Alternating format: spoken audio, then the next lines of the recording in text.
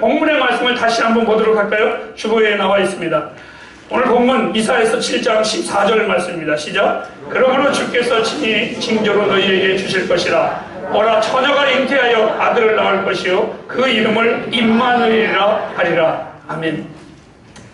예수님이 누구인가? 이 간단한 질문에 많은 사람들이 이런 말 저런 말을 참 많이 합니다. 하지만 예수님이 누구냐고 물어봤을 때 많은 그리스도인들이 정확하게 이분이 누구입니다라고 대답하는 것을 저는 잘 못 들었습니다. 그러한 인터뷰를 하고 그러한 모습을 보면서 제 마음에 덜컹하며 저는 항상 그 다음의 생각은 만일 우리 햇불 가족들에게 물어보면 우리 햇불 가족들은 어떻게 답을 할까? 이런 생각을 하게 됩니다. 조금이라도 자신 있게 대답을 할 것인가? 아니면 머뭇머뭇거릴 것인가? 만일 우리 햇불교회가 예수님이 누구시냐고 물어봤을 때에 분명하게 대답을 한다면 우리 교회는 더 성장하고 확장되어야만 합니다. 왜 그러느냐? 그 분명한 고백을 하는 그 성도들과 교회는 사람들이 또 그 고백 속에서 더 많은 사람들이 예수를 믿어야 되기 때문에 그렇습니다. 하지만 분명한 대답이 없는 교회, 분명한 대답이 없는 신앙의 교회라고 하면 성장하면 안 됩니다. 두 번째는 나의 남은 시간 속에 우리 햇불교인들이 분명한 신앙의 고백을 한다면 저는 예수에 대하여 더 힘써 가르쳐야 하는 분명한 사명감도 또한 제 안에 있습니다.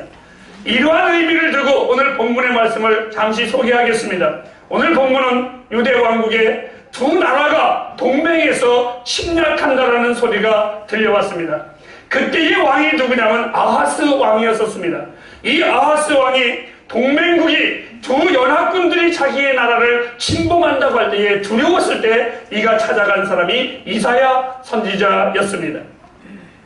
그리고 이 선지자에게 말합니다. 심히 두렵고 내 나라가 어찌 될지 모른다 라고 말했을 때 이 이사야 선지자는 이렇게 왕에게 말을 해줍니다. 하나님이 완전히 멸절하실 것이니까 절대로 왕이여 두려워하지 마십시오. 그럼에도 불구하고 이 왕은 의심의 눈초리로 이사야를 찾아봤습니다. 정말 저 말을 내가 믿어도 될까? 하면서 자꾸 이사야를 바라고 왔습니다. 그리고 이사야 선지자에게 이 왕이 이렇게 말을 합니다. 선지자여, 하나님께서 천사를 군대로 만드시지 아니하시고 그리고 먼지에, 이 날아다니는 먼지에 생명을 넣어서 그거를 군인으로 만들지 아니하시고 아니면 이스라엘의 전역에 떨어져 있는 그저 돌들을 가지고 하나님이 군대를 만드시지 않는다면 우리가 어떻게 저 원수를 이기겠느냐 이렇게 말을 했습니다. 왕의 믿음이 연약함을 보신 하나님께서 이렇게 조한 주님이 위로하십니다. 징조를 구하라. 너희가 나에게 징조를 구하라. 그 징조는 어떤 징조든지 하늘에 비가 쏟아지게 하든 태양이 멈추게 하든 하늘에서나 땅 아래에서나 무엇이든지 구하라. 만일 구했을 때에 그 징조를 보고 너의 믿음이 강하여지면 내가 그 일을 행할 것이라. 이렇게 하나님께서 강력하게 격려의 말씀을 허락해 주었습니다. 그런데 의심의 사람은 끝까지 의심을 합니다. 이 아하스 왕이 의심에 가득해가지고 그 징조를 하나님 앞에 구하지 않습니다. 그때 하나님은 너무너무나 답답하셨어. 자기 사랑하는 자들에게 너무너무나 답답하셔서 일방적으로 하나님이 위대한 한 가지의 징조를 직접 주실 것이라고 약속을 하십니다. 그것은 이 땅의 유일무이한 징조였었습니다. 하나님이 정말 전지전능하신 그 신비의 징조를 주시겠다고 하나님이 약속을 하셨습니다. 그 징조가 바로 무엇이냐? 처녀가 잉태하여 아들을 낳으리니 그 이름을 임마누엘이라 하리라. 이 엄청난 약속을 하나님이 해 주셨습니다. 오늘 읽은 우리 본문의 말씀 이 자체는 인간의 이해로는 도저히 믿기 어려운 말씀입니다. 그래서 그런지 사람들이 성탄절날 예수님의 생일이라고는 말을 하지만 동정녀에게서 탄생하신 예수 그리스도라는 말은 분명하게 하지 못합니다. 참으로 어려운 것입니다. 그 전에도 이후에도 앞으로도 이런 약속이나 이러한 기적은 절대로 없습니다. 그래서 성경에 가장 이해하기 힘들고 가장 해석하기 난해한 구절이 바로 이 구절이기도 합니다. 여러분에게 저는 이 난해하고 어려운 구절의 주인공을 먼저 말씀을 드리겠습니다. 처녀가 아들을 낳으니 이 아들은 바로 성탄의 주인공이신 예수 그리스도이십니다. 이 구절보다 더 확실하게 우리 주님을 가르치신 것은 없습니다. 오늘 성경은 이렇게 말합니다. 보라, 처녀가 잉태하여 아들을 낳으리니. 이것은 사람이 할 수 있는 일이 아니라 처녀가 잉태하는 것, 아무도 없는 그 처녀가 아들을 생명을 얻는다라는 것, 인간의 계획으로 인간의 의학으로 되는 것이 아니라 이것은 전적으로 하나님만이 하실 수 있는 일이었었습니다. 이것을 내가 여러분에게 어떻게 설교한다고 이해하겠습니까? 이것을 내가 어떻게 논리적으로 이야기한다고 여러분들이 아멘 하실 수가 있겠습니까? 그럼에도 불구하고 성경은 또다시 말합니다. 처녀가 잉태하여 아들을 낳을 것이라. 주님은 남자를 통하여 태어난 것이 아니라 여자를 통하여 태어나셨습니다. 여기서 저는 한 가지 잠시 꼭 짚고 넘어가야 될 것이 있습니다. 아주 중요한 부분입니다. 그것은 바로 왜 여자에게서 하나님이 우리 예수 그리스도를 탄생하게 했을까? 그것은 창세기에 보면 하나님께서 아담과 이브 속에 이브가 먼저 죄를 범하였습니다. 유대의 율법 속에서 그 여자를 그냥 놔두었으면 율법으로, 그리고 많은 남자들의 포악성이 여자를 멸시하고 짓밟고 아마 그 인격을 묵살시켰을 것입니다. 그래서 하나님께서는 그 지혜자 하나님은 여자도 하나님의 사람이기에 바로 그 여자를 통하여 잉태케 하신 하나님의 방법이었었습니다. 그래서 하나님 우리에게 참 좋으신 하나님이십니다. 오늘 본문을 통하여 우리 주님이 성탄의 주인공과 관계된 두 가지의 말씀을 드리고 마치겠습니다. 그것은 첫째로 그리스도의 탄생입니다. 오늘 본문 7장 14절 말씀을 다시 한번 우리 읽도록 하겠습니다. 시작! 보라, 처녀가 잉태하여 아들을 낳을 것이요 그 이름을 임마누엘이라 하리라. 지구상의 가장 위대한 이날 꼭 들으시기 바랍니다. 예수님의 첫 번째 성탄절날 들판에 있는 목자들이 누가복음에 보면 가서 보자라고 말을 했습니다. 또 동방의 박사들이 먼 곳에서 별을 보고 우리 주님을 보러 왔습니다. 그리고 더 놀라운 것은 그들이 다 아기 예수를 보았습니다. 사랑하는 해플가족 여러분, 이 성탄절은 우리 주님이 낳으신 바 된 것뿐만이 아니라 그분을 우리에게 보여주셨기에 이 성탄절날 가장 중요한 것은 나와 여러분이 예수를 봐야 합니다.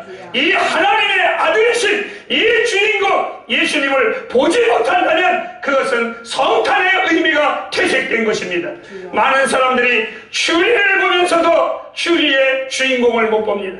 카드를 받으면서도 카드가 증명하는 그 예수를 바라보지 못하고 있습니다.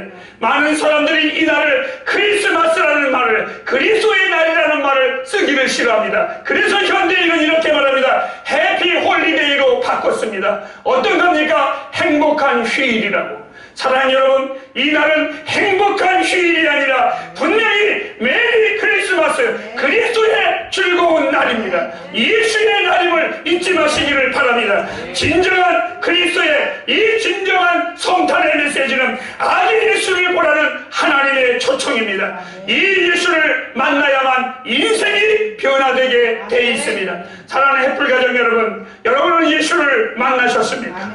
이것이 진정한 성탄절입니다. 우리 주님이 오신 날, 이것은 성경뿐만이 아니라 선지자들도 예언자들도 세상의 모든 책들과 시와 문학이 그리고 철학이 우리 주님을 한결같이 가리킵니다. 정말 놀라운 겁니다. 원더풀 데이입니다. 정말 모사입니다. 정말 기가 막힌 하나님이십니다. 이 기적적인 잉태에 마리아는 이렇게 고백을 합니다. 내 영혼이 주를 찬양하나이다. 사랑하는 여러분, 예수를만 우리들이 할 수 있는 일, 주님을 찬양합니다. 아멘. 두 번째입니다. 그의 이름입니다. 그의 이름을 따라합시다. 임마누엘이라 하리라. 세상의 이름을 다 감당하여도 감당할 수 없는 존귀한 이름, 오직 이분만이 합당한 이름, 그 이름을 임마누엘이라 하리라.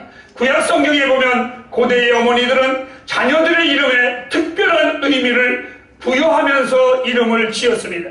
다른 이름의 의미를 따른 것이 아니고 자기의 삶의 경험 속에서 얻어진 하나님의 은혜에 따라 이름을 지었습니다. 이분은 제일 첫 번째 주신 아들 가인이라는 가인을 주었을 때에 내가 하나님으로 말미암아 등남하였다라는 뜻으로 가인이라는 이름을 지었습니다. 하지만 이 가인이 어느 날 자기의 동생 아벨을 죽였을 때에 하나님은 세 번째 아들 셋을 주었는데 그 셋의 이름을 이분은 지명했다. 하나님이 둘째 아들 대신에 다른 씨를 주셨다는 뜻으로 셋이라는 이름을 썼습니다. 노아는 혼란한 시대에 누군가 많은 사람에게 위로를 받기 위하여 위로 또는 안식이라는 말로 노아의 이름을 지었습니다. 여러분들이 잘 아는 아브라함은 그가 나이가 먹으면서도 자산과 모든 것을 대를 이어주지 못할 어두움의 그 집안에 있을 때에 웃음이 사라졌을 때에 하나님이 이삭을 주었습니다. 그 이삭의 이름은 바로 웃음이라는 뜻입니다. 하나님이 내 가정에 웃음을 주셨다는 뜻이었습니다. 그런데 오늘 주님의 이름은 우리와 함께 하시다. 임마누엘, 한번 생각해 보십시오. 하나님이 우리와 함께 하신다. 이것은 천사도 흠모할 만한 놀라운 일입니다. 하나님이 나와 함께 하신다. 오늘 탄생하신 분의 이름이 바로 이분의 이름이십니다. 지금까지 이 이름은 한 번도 내 곁을 떠나본 적이 없습니다. 지금도 모든 믿는 자들에게 함께 하시는 이 임마누엘, 여러분, 제가 늘 잘 쓰는 말이 있습니다. 어느 분이 여행을 갈 때에 어디가 제일 좋았습니까? 라고 물어볼 때 저는 이렇게 말합니다. 어느 장소가 중요한 것이 아니라 누구와 가느냐가 그 인생길이, 그 여행길이 행복한 것이다. 여러분의 인생의 여행길을 다시 한번 말씀드립니다. 누구와 가느냐가 참 중요한 겁니다. 여러분의 인생길, 이 전능하신 하나님과 함께 간다는 것, 주여 아버지 감사합니다. 정말 놀라운 겁니다. 아멘. 정말 감격스러운 겁니다. 아멘. 잊지 마시기를 바랍니다. 여러분은 절대로 혼자가 아닙니다. 아멘. 주님과 함께 가는 자들입니다. 늘 이렇게 저는 말을 합니다. 어떤 분들이 저에게 말을 합니다. 목사님의 인생을, 목사님의 목회에, 목사님의 성격을 나는 분명하게 말합니다. 나는 여러분들과 함께 걸어가지만 이상하게 내가 까마귀면 여러분들은 백조일 것이고 여러분이 백조라면 나는 까마귀가 될 것이라고. 하지만 나 홀로 있는다고 나는 외롭지 않습니다. 그 이유는 나와 한 번도 떨어지지 아니하시는 주님이 나와 함께 하시기 때문에 나를 사막에 던져도 나는 믿습니다. 주님이 나와 함께 하십니다. 거센 풍랑이 내 삶을 휘몰아쳐도 낙엽처럼 내 모양이 흐느적거릴 때도 나는 두려워하지 않는 것은 내 하나님이 나와 함께 하십니다. 여러분, 어떤 지식이 나를 의롭다고 인정했습니까? 어떤 도덕이 나를 정말 아름답다고 나를 만들었습니까? 어떤 윤리가 나를 경건한 자로 여겼습니까? 나는 말합니다. 나의 나됨은 내가 된 것이 아니라 주님의 은혜로 된 것입니다. 이 주님이 나와 함께 하는 한, 이 주님이 나와 함께 걸어가는 날 절대로 내 인생은 패배가 없습니다. 하나님이 나를 함께 하실 겁니다. 내 인생의 가장 즐거운 것, 내가 걸어가는 이 길이 참 좋은 것, 임마누엘, 이 하나님이 나와 함께 하십니다. 여러분 모두에게 즐겁고 복된 성탄절이 되기를 주님의 이름으로 축복합니다. 왜요? 주님이 함께 하십니다. 주님이 함께 하십니다. 주님이 함께 하시기 때문에 이 성탄의 기쁨, 임마누엘, 나와 함께 하십니다. 이 하나님 때문에 우리는 이렇게 말합니다. 메리 크리스마스. 즐거운 그리스도의 날이라. 여러분의 생일과 걸어가는 매일매일이 성탄절이 되길 주님의 이름으로 축복합니다. 기도하겠습니다.